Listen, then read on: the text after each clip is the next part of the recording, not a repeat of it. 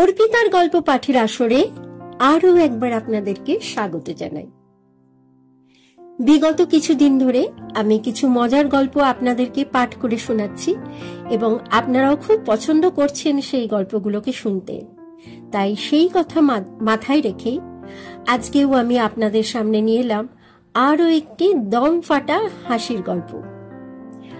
আমার গল্প পাঠ যদি আপনাদের ভালো লেগে থাকে তাহলে আমার চ্যানেলে যারা নতুন আসছেন তাদেরকে আমার অনুরোধ রইল আমার চ্যানেলটিকে সাবস্ক্রাইব করার এবং পাশে রাখা বেল আইকনটি অন করে অল বাটন প্রেস করে দেবেন, যাতে পরবর্তীকালে আমি যখনই নতুন নতুন গল্প পোস্ট করি তার সর্বপ্রথম নোটিফিকেশন যেন পেয়ে যান আপনারা।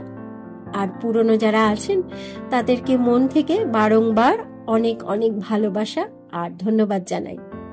চলুন শুরু করি আজকের নতুন গল্প। আমার আজকের গল্প নারায়ণ গঙ্গোপাধ্যায়ের লেখা অন্যমনস্ক চোর।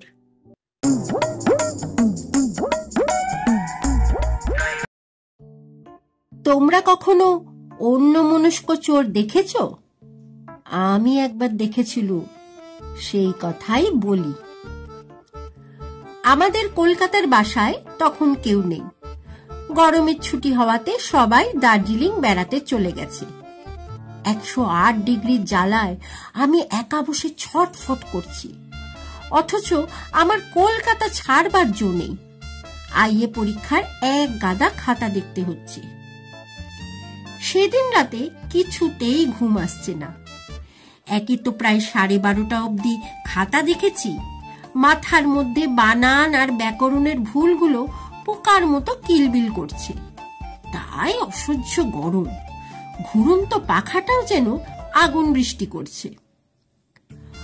অনেকক্ষণ এপাশ ওপাশ করে সবে একটু ঝিমুনি এসেছে, হঠাৎ শুনতে পেলুম, দেখ সিন্দুকটা গেল কোথায়। ভাবলু স্বপ্ন দেখছি। তক্ষুনি আবার কানে এলো, ড্রেসিং টেবিলটাও উড়ে গেল নাকি। আর সন্দেহ নেই, ঘরে কেউ ঢুকেছে। পুরো চোখ মেলে পরিষ্কার দেখলুম জানলার কাছে কে দাঁড়িয়ে। মাথার পাশে টিপয়ের উপরে টেবিল ল্যাম্প ছিল। সুইচ টিপে সেটা জ্বাললুম। যা ভেবেছি তাই, ঘরে চোর ঢুকেছে। সাদা বেনিয়ান আর ধুতি পরা একটা বেটে মোটো লোক জানলার পাশটিতে চুপ করে দাঁড়িয়ে। চোর চোর বলে চেঁচাতে যাব, তার আগেই লোকটা হাত জোর করে বললে, কিছু মনে করবেন না স্যার, আপনার ঘুমের ডিস্টার্ব করলুম, একটু ভুল হয়ে গেছে। লোকটার কথার ভঙ্গিতে ভয় কেটে গিয়ে ভারী আশ্চর্য লাগলো আমার। বললুম, তার মানে? সে বললে, এটা তো 52 নম্বরের বাড়ি নয়। আমি বললুম, না, 22 নম্বর। লোকটা বললে, দেখলেন তো, ঠিকই ধরেছি। 52 নম্বরের জানলা বেয়ে উঠলেই ডান দিকের দেওয়ালে লোহার সিন্দুক, এই তার নকল চাবি। বলে সে আমাকে একটা ছোট চাবি দেখালে। তারপরে বলে চলল, আর লোহার সিন্দুকের পাশেই হলো ড্রেসিং টেবিল। আজ রাতে গিন্নিমা সিনেমা থেকে ফিরে তার টানায় গয়নাগুলো খুলে রাখবেন। ঘরে ঢুকেই আমি টের পেয়েছি সব গড়বড় হয়ে গেছে। ভালো কথা, এটা প্যারি চাটলেন তো? আমি বললুম, না, পটল ডাঙালেন। ওই দেখো, রাস্তাতেও গন্ডগোল। হ্যাঁ, ভালো লাগে নাকি? কি বিচ্ছিরি ভুল দেখুন তো। লোকটার কথাবার্তা অদ্ভুত লাগছিল। মাঝরাতে জানলা বেয়ে ঘরে ঢুকে এ আবার কি রসিকতা শুরু করলে। বললুম, ব্যাপার কি হে, তোমার মাথা খারাপ নাকি? মাথা লাভ হতে যাবে কেন স্যার? আমাকে দেখে কি তাই মনে হচ্ছে? আমি চোর। চোর? অত অবাক হয়ে গেলেন কেন? লোকটা প্রায় আমাকে ধমকি লাগিয়ে দিলে। একটা রাত্রিবেলা আপনার ঘরের জানলা দিয়ে চোর ঢুকবে না তো ডাক পিয়ন ঢুকবে নাকি? কি যে বলে, কিছু মানে হয় না। আমি বললুম, বুঝেছি। 52 নম্বর প্যারিচাঁদে চুরি করতে গিয়ে 22 নম্বর পটলডাঙ্গায় ঢুকেছ। ইয়া, ঠিক ধরেছেন এবারে। কিন্তু কি ল্যাটা বলুন দেখি। একটা জানলা বেয়ে উঠেছি, জলের পাইপের ঘষায় হাঁটু ছাল উঠে গেছে, বুকের ভেতর হাঁপ ধরেছে। এখন কি আর প্যারিচাঁদ লেনে যেতে ইচ্ছা করে? আপনার ঘরে একটু বসবো স্যার, জিরিয়ে নেব একটুখানি। আমার বেশ লাগছিল চোরটাকে। বললু, তা বুঝতে পারো। বলে আমি হা হা করে উঠলাম, আরে আরে, ওটা কিসের ওপর বসছো? কিন্তু ততক্ষণে যা করবার তা করে ফেলেছে। টুলের পাশে কুঁজোটা ছিল, ভুল করে টুল ভেবে চেপে বসতে গেছে কুঁজোয়, আর তক্ষুনি পড়ে গেছে মুখ থুবড়ে। কুঁজো ভেঙে চৌচির ঘরময় জল। বোকার মতো এক গাল হেসে উঠে দাঁড়ালো, ভিজে জবজবে। আমি রেগে বললুম, এটা কি হলো শুনি? লোকটা গাল চুলকে বললে, আপনার একটু ড্যামেজ করে ফেললুম স্যার, কিছু মনে করবেন না। নিজেও একদম ভিজে গেছি। বললুম, টুলটা টেনে ভালো করে দেখে বসো, আবার রেডিওটার ওপর চাপতে যেও না। সে বললে, না স্যার, বারবার কি আর ভুল হয়? একটা ঝাঁটা দিই, ঘরটা সাফ করে ফেলি। এই যে পেয়েছি। বলে সে আমার ছাতাটা তুলে নিল। আমি ব্যস্ত হয়ে বললুম, রাখো রাখো, ওটা ঝাঁটা নয়, ছাতা। খুব হয়েছে, তোমার আর ঘর সাফ করবার দরকার নেই। লোকটা লজ্জিত হয়ে টুলটার উপর বসে পড়ল। বার কয়েক কান টান চুলকে বললে, একটা বিড়ি খাবো স্যার, কিছু মনে করবেন না। মনে করব কেন, খাও না। বলতেই বুক পকেট থেকে টিনের কৌটো আর দেশলাই কাঠি বের করলে। তারপর একটা দেশলাইয়ের কাঠি মুখে দিয়ে বিড়িটাকে দেশলাইয়ের গায়ে ঘষতে লাগলো। হ্যাঁ, ধরছেই না, কি যাচ্ছে সেই দেশলাইয়ের কাঠি। আমি বললুম, কি পাগলামি হচ্ছে শুনি, ভালো করে তাকিয়ে দেখো তো কি ঘষছো। তাই ধরছে না। বলেই সে বিড়িটা ফেলে দিলে। তারপর ফস করে দেশলাই ধরিয়ে নিজের মুখের কাঠিতে ঠেকালো।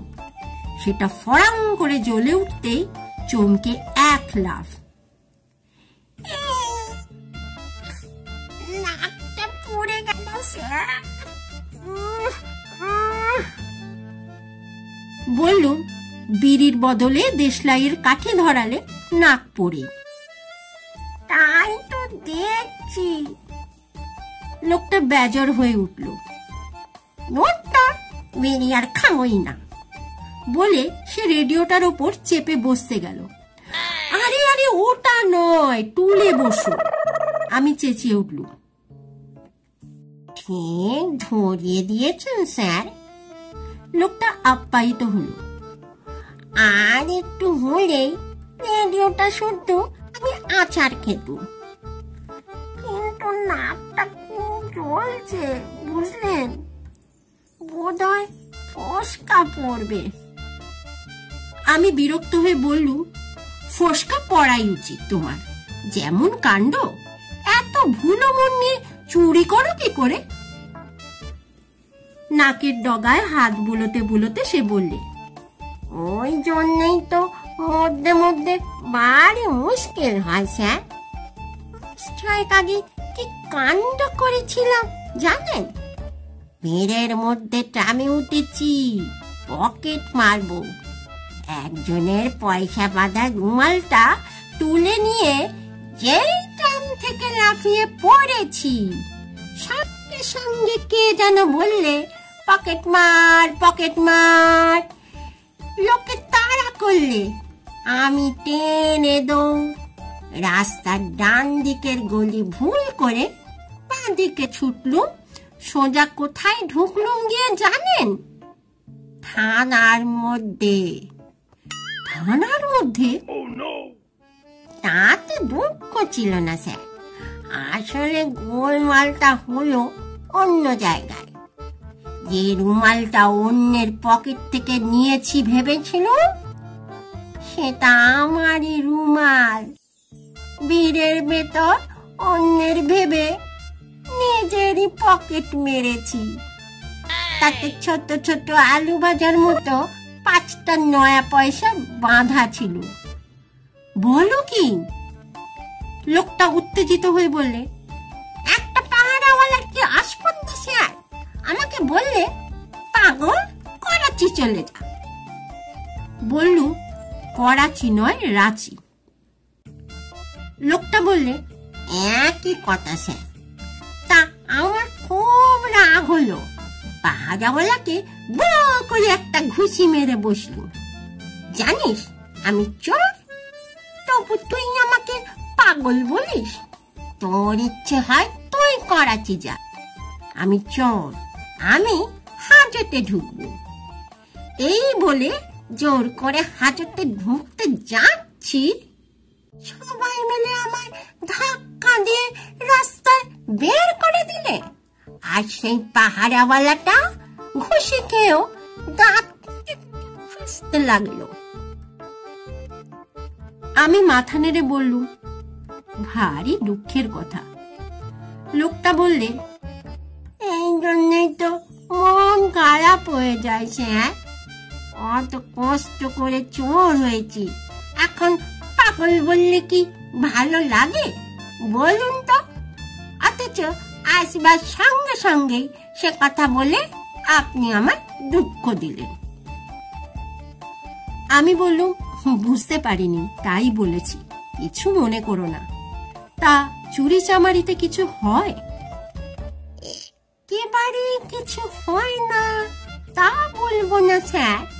এই তো কদিন আগে এক ঢাকাই মহাজনের বাড়িতে চুরি করতে গিয়েছিলাম। সামনে ক্যাশ বাক্স ছিল, আমি ভুল করে আর একটা কি ধরে টান দিলুম। দড়িতে বাঁধা ছিল, টানের চোটে ছিঁড়ে এলো। বেশ ভারী শক্ত, গোলগাল। বার করে আনতে মনে হলো সেটা যেন আমাকে কামড়াবার চেষ্টা করছে। ব্যাপার কি, ক্যাশ বাক্স কামড়ায়? অনেক ক্যাশ বাক্স দেখেছি, গলা বের করে কামড়াতে চায় এমন তো দেখিনি। আলো এনে দেখি, একটা কচ্ছপ। পরদিন দিলুম রাস্তায় একটা লোককে বেচে 8 ঘন্টা পয়সা দিলে। অবশ্য শেষের শিখি, তা হোক, 4 ঘন্টা পয়সা তো পেলুম, কিছু লাভ তো হলোই, কি বলেন? বললুম, যা, কিছু লাভ হলো বই কি। লোকটা বললে, তবেই দেখুন কাজটা নেওয়ার মন্দ নয়। নাকটা বেজায় জ্বলছে, একটা বিড়ি খাই, কি বলেন? বললুম, তা খাও, তবে এবার আর মুখ পুড়িও না। না স্যার, বারবার কি ভুল হয়? বলে পাশের পকেট থেকে একটা মানি ব্যাগ বের করে সে হাতের ওপর উপুর করলে। বিড়ি বেরুলো না, ছোট ছোট আলু ভাজার মতো 5টা নয়া পয়সা পড়ল। মুশকিল, গেল কোথায়? লোকটার বোকামি দেখে আমার গা জ্বলে উঠল। বললুম, ওটা মানি ব্যাগ, ওর মধ্যে বিড়ি কি করে আসবে? তাও বটে, এটা মানি ব্যাগ। লোকটা সেটাকে টেবিলের ওপর নামিয়ে রেখে আবার অন্যমনস্ক হয়ে গেল। সেই রুমাল নিয়ে কেলেঙ্কারি হওয়ার পর একটা ব্যাগ কিনেছি, বুক পকেটে রাখি। যতই মনের ভুল হোক স্যার, নিজের বুক পকেট কেউ মারতে পারে না। পারে স্যার? একমাত্র তুমিই পারো বোধ হয়। না স্যার, 3 মাসের মধ্যে আমিও পারিনি। কিন্তু বিড়ি একটা না খেলেই নয়। বলে আবার বিড়ি খুঁজতে যাচ্ছে, হঠাৎ ঘরের দেওয়াল ঘড়িতে টং টং করে 3টে বাজল। 3টে? কি সর্বনাশ! সর্বনাশ কেন? বাড়িতে বলে এসেছি যে 3টের মধ্যে না ফিরলে তারা ভাববে আমাকে পুলিশে ধরেছে। আপনি একটু উঠুন না স্যার। কেন? আমাকে থানায় দিয়ে আসবেন। এবার আমার ভারী রাগ হলো। রাত দুপুরে এই কি জ্বালাতন! একটু ঘুমোতে পেলুম না, এখন আবার থানার দৌড়ি। বললুম, তুমি বাড়ি যাও, আমার আর হাড় জ্বালিও না। লোকটা মিনতি করে বললে, একবারটি চলুন না স্যার, দৌড়িয়ে দিয়ে আসবেন। আমি বাড়িতে বলে এসেছি। ধৈর্য আর কতক্ষণ থাকে? আমি হঠাৎ বেদম চিৎকার করে উঠলুম, গেট আউট! বেরো, বেরো বলছি। সেই চিৎকারে ভীষণ চমকে লোকটা জানলা বেয়ে টপ করে লাফিয়ে পড়ল। কেউ করে একটা কাতর আর্তনাদ উঠল। বুঝলুম নেড়ি কুকুরের ঘাড়ে গিয়ে পড়েছে। ভুল করে আবার জ্বালাতে না আসে এই ভেবে শক্ত করে জানলাটা এঁটে দিলুম। সকালে দেখি টেবিলের ওপর 5টা আলু ভাজার মতো নয়া পয়সা আর মানি ব্যাগটা পড়ে আছে। আবার চশমার খাপটা পাওয়া গেল না। যাওয়ার সময় মানি ব্যাগ ভেবে সেইটে নিয়েই পালিয়েছে।